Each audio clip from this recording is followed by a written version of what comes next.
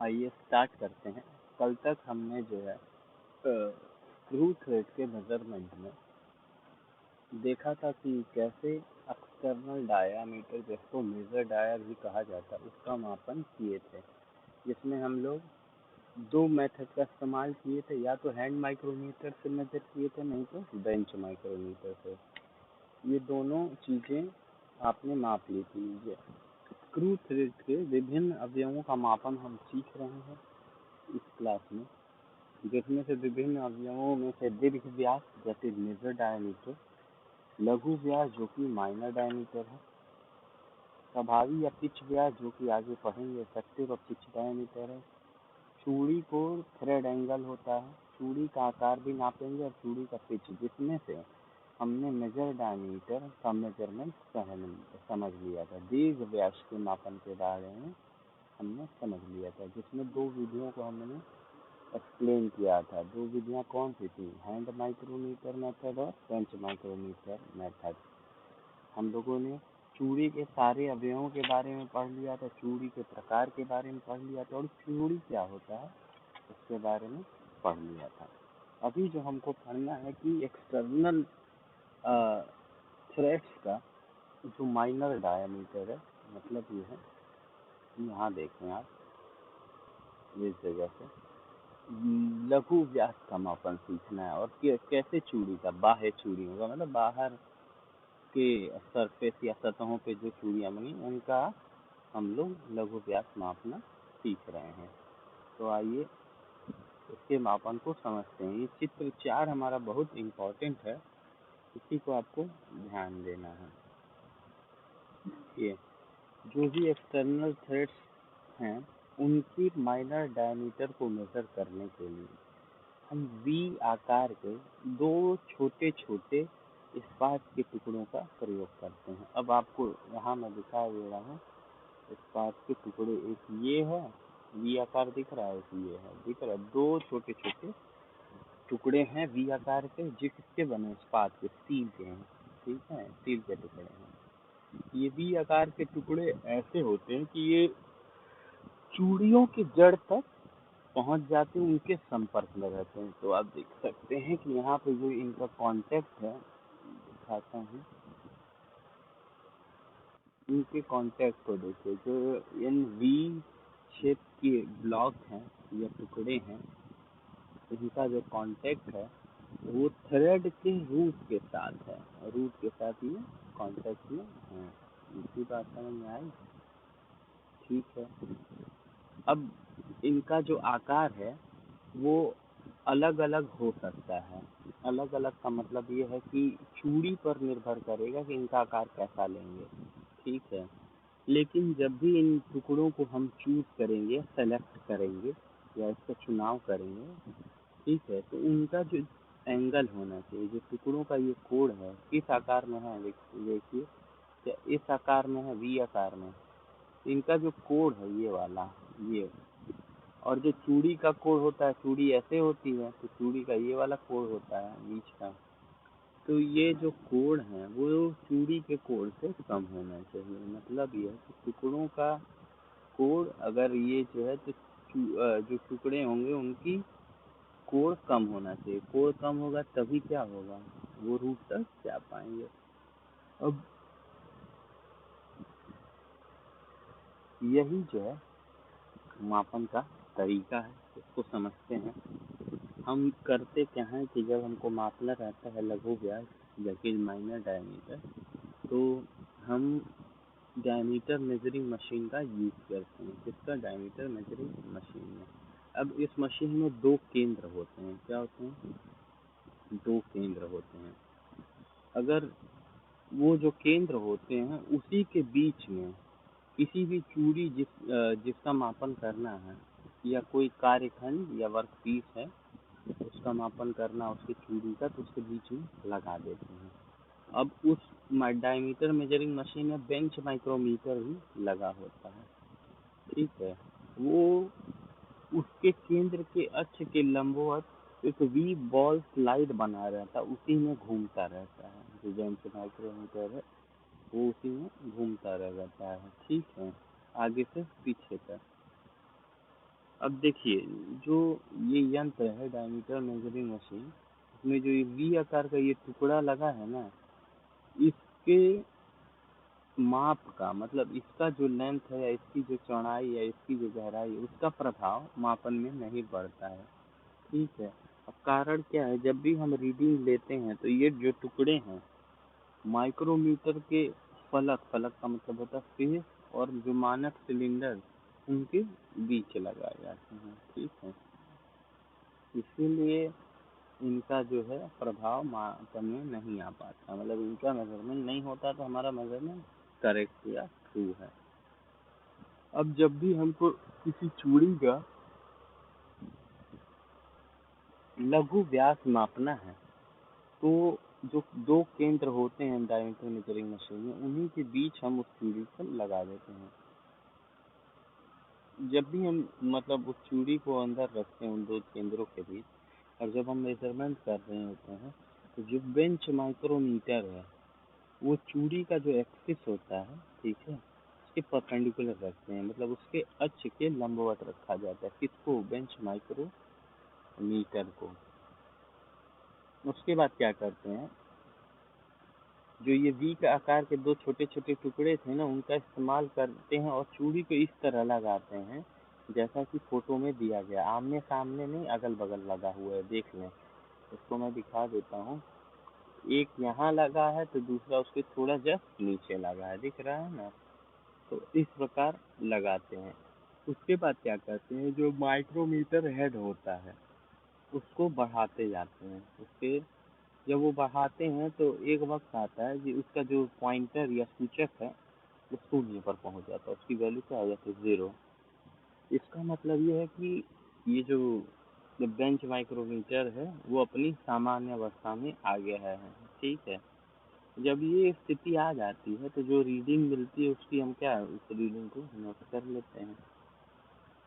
उसके बाद क्या करते हैं, जब वो रीडिंग नोट करने के बाद उसको हटा देते हैं वर्क पीस को हटाने के बाद एक स्टैंडर्ड सिलेंडर होता है उसको लगाते हैं। उसी जो सिलेंडर वहाँ फिट बैठता है, सारा सिलेंडर तो फिट नहीं बैठेगा, तो जो सिलेंडर वहाँ फिट बैठेगा तो उसका जो व्यास होगा वही हमारे चूड़ी का लघु व्यास होगा। ठीक है। तो इस प्रकार से हम ये काम करते हैं। चलिए, जो नीचे फार्मूला दिया हुआ है कि लघु व्यास अगर माइनर डायमीटर डी एम है, क्या है? डी स्मॉल एम, तो उसकी जो वैल्यू होती है वो D plus R2 minus R1 होती है। डी क्या है? मानक सिलेंडर का व्यास होता है। R1 क्या है? वो टुकड़े को लगाकर मानक सिलेंडर का रीडिंग होता है। R2 क्या होता है कि चूड़ी पर पाठ्यांक क्या है, मतलब चूड़ी की रीडिंग क्या है। तो इन दोनों को देखिए, D plus R2 minus R1। R1 क्यों घटाया गया? क्योंकि जो वी टुकड़ा है वो तो एक्स्ट्रा लगाया गया ना, उसका भी मेजरमेंट आ गया होगा, तो इसलिए उसको घटाया गया है। नीचे आप ये देख सकते हैं, यहाँ पे D M is equal to D plus, एक minute, D M is equal to D plus R2 minus R1 लिखा हुआ है। ठीक है। डी एम क्या है? Minor diameter. कैपिटल डी क्या है? स्टैंडर्ड सिलेंडर का डायमीटर। R2 क्या है? चूड़ी का पाठ्यांक, मतलब थ्रेड का जो रीडिंग है उसकी वैल्यू है। R1 क्या है? ये जो टुकड़ा लगा करके नापा गया था सिलेंडर का रीडिंग, वो है, तो इसीलिए इसको घटाते हैं। चलिए आगे देखें।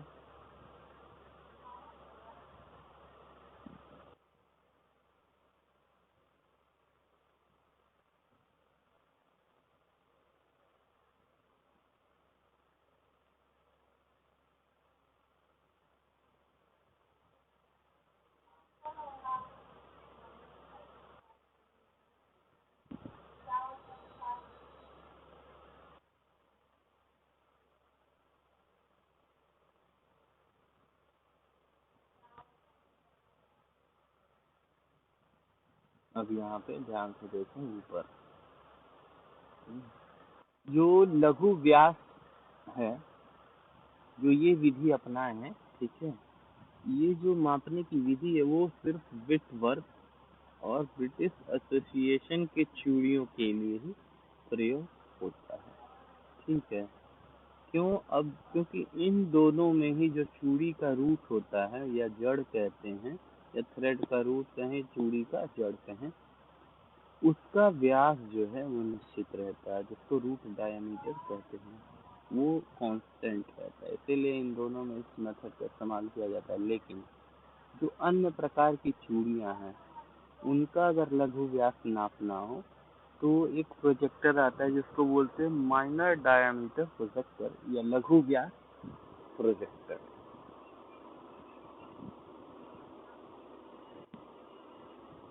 उसका इस्तेमाल हम करते हैं,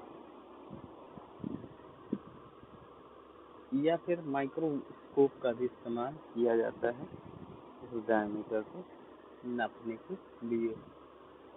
अब तक जो है आपने दो मेजरमेंट के बारे में पढ़ लिया है। कौन कौन सा? एक मेजरमेंट था माइनर डायमीटर, एक मेजर था मेजर डायमीटर। दोनों डायमीटर के बारे में आपने पढ़ लिया है, कैसे उन दोनों का मेजरमेंट किया जाता है। अगला जो है वो पिच डायमीटर। ये भी बहुत इम्पोर्टेंट है, ये मेथड आगे तक पूछता है, ये जेई में पूछेगा, गेट में पूछेगा, तो हर जगह 2 wire method, 3 wire method, bench micrometer method, इन तीनों के बारे में आगे जो है बहुत सारे सवाल पूछे गए हैं। अब आगे देखें कैसे हम इफेक्टिव डायमीटर या प्रभावी व्यास को माप सकते। प्रभावी व्यास क्या होता है, अब इसको समझना है आपको। तो देखिए, एक डायमीटर होता है मेजर, एक होता है माइनर, लेकिन कहीं नापेंगे तो कहीं मेजर वाला आएगा, कहीं माइनर वाला आएगा। आपको नहीं लगता डायमीटर वेरी कर रहा है? तो कोई एक ऐसा डायमीटर जिसको हम क्या ले सकें, एक एवरेज ले, एक औसतन ले सकें, उस डायमीटर को ही प्रभावी व्यास कहते हैं। कि बढ़ता घटता डायमीटर है चूड़ी में। देखें यहाँ पे, अगर यहाँ देख पा रहे हैं, ये देखिए हर जगह का बढ़ता घटता, किसी जगह कम, किसी जगह अधिक। तो ये बढ़ता घटता जो डायमीटर या व्यास है आपका, इसी को क्या करना है, इसी के लिए हमें एक ऐसे डायमीटर, ऐसे इफेक्टिव डायमीटर का मापन करना है जो उन दोनों के लिए, जो औसतन हो उन दोनों के लिए। तो उसी का मापन हम करने जा रहे हैं, ठीक है। जो 3 मेथड हैं आप देख सकते हैं यहाँ पे, यहाँ देखिए, यहाँ 3 मेथड आपके सिलेबस में है। थ्रेड माइक्रोमीटर मेथड, दूसरा है 2 वायर मेथड, तीसरा है 3 वायर मेथड, ठीक है। इन तीनों के बारे में आपको पढ़ना है, 2 वायर मेथड, 3 वायर मेथड और थ्रेड माइक्रोमीटर मेथड। चलिए थ्रेड माइक्रोमीटर मेथड पे ध्यान देते हैं कि इस मेथड में क्या है। अब देखिए, जो थ्रेड माइक्रोमीटर होता है, जो सिंपल माइक्रोमीटर आप देखे हैं या पढ़े हैं इससे पहले लीनियर मेजरमेंट में, तो ये उसी के जैसा होता है। जो हमारा सिंपल माइक्रोमीटर होता है उसी के जैसा होता है। अंतर क्या होता है कि इसकी जो निहाइयाँ हैं उनके आकार में अंतर होता है। उसके निहाई में आपने देखा था कि वो सिंपल था, लेकिन जो थ्रेड माइक्रोमीटर होता है, चूड़ी माइक्रोमीटर की निहाइयाँ आती हैं, वो विशेष प्रकार की होती हैं। विशेष प्रकार का मतलब क्या है कि स्पेशल टाइप की होती हैं। अब कैसे?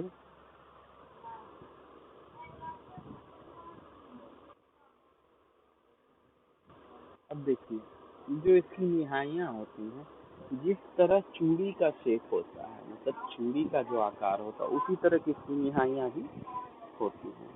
मतलब जिस आकार का, मान लीजिए वी आकार का हमारी चूड़ी है, जो हमारा एनविल है या निहाई है किसमें, थ्रेड माइक्रोमीटर में, उसका भी ऐसे ही होता है। तो हमको मैं दिखा देता हूँ, इसका आकार देखिए, चूड़ी का आकार देख रहे हैं, देखिए चूड़ी का जो आकार है वो ऐसे ऐसे है, ठीक? इसके निहाई का भी आकार कैसे है, ऐसे ऐसे ही है। यही बात कह रहे थे कि दोनों के आकार क्या हैं, चूड़ी के आकार के बराबर हैं।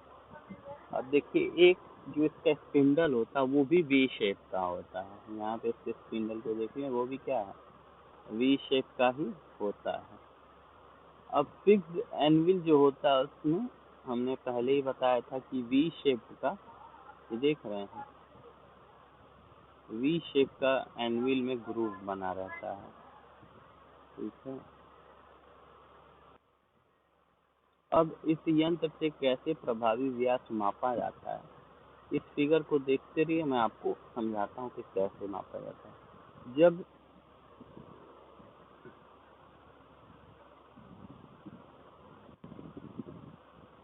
इस यंत्र का अगर सही मापन करना है तो जो स्पिंडल के सिरे में कोण है, उसका जो कोण है, ठीक है,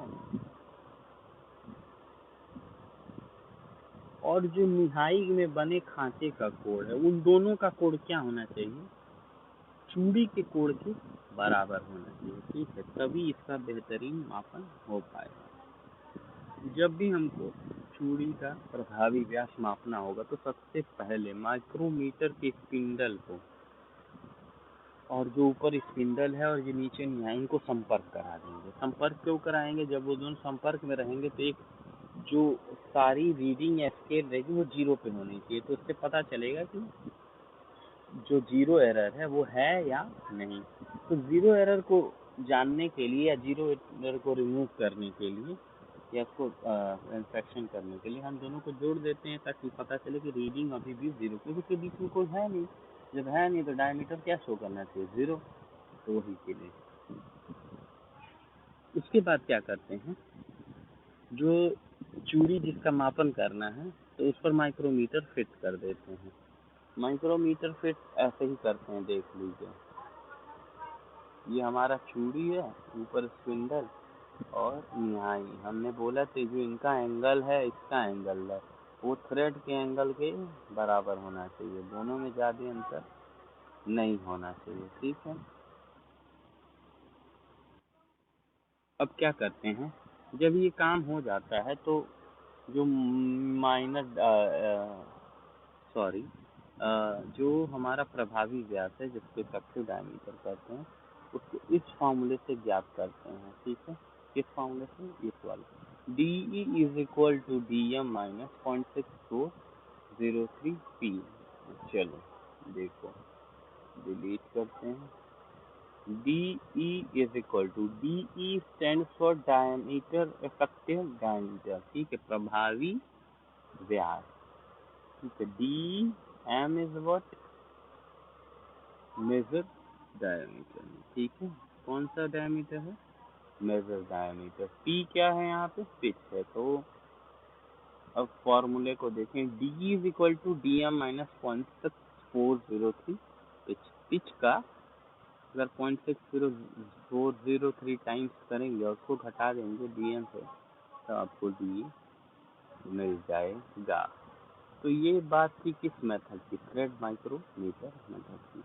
अब जो है वो 2 वायर मेथड देखेंगे। अब देखिए 2 वायर मेथड का मतलब होता है कि 2 वायर का प्रयोग हो रहा होगा। एक 3 वायर मेथड भी, उसमें 3 तारों का प्रयोग हो रहा होता है, ठीक है। तो दोनों मेथड को आगे वाली क्लास में पढ़ेंगे कि कैसे ये दोनों मेथड का इस्तेमाल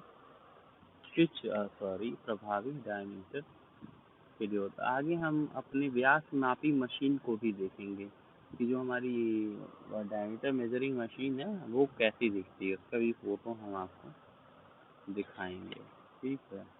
आगे जो हम लोग एंगल और फॉर्म और थ्रेड का मेजरमेंट भी पढ़ेंगे, ठीक है, कैसे एंगल नापा जाता है और कैसे फॉर्म को देखा जाता है। फॉर्म मतलब क्या आकार या क्या बनावट है इसका, चूड़ी का, इसके बारे में भी हम लोग पढ़ेंगे।